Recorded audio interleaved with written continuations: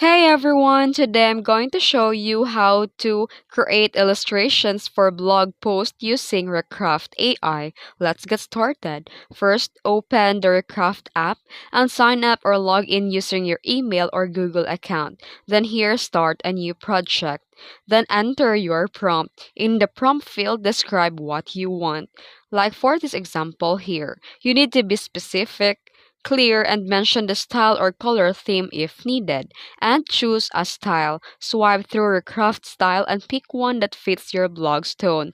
Like for example, if it's flat illustration, 3D render, watercolor, or vector clean. Select a vector for content like headers and icons or raster for a rich hero images.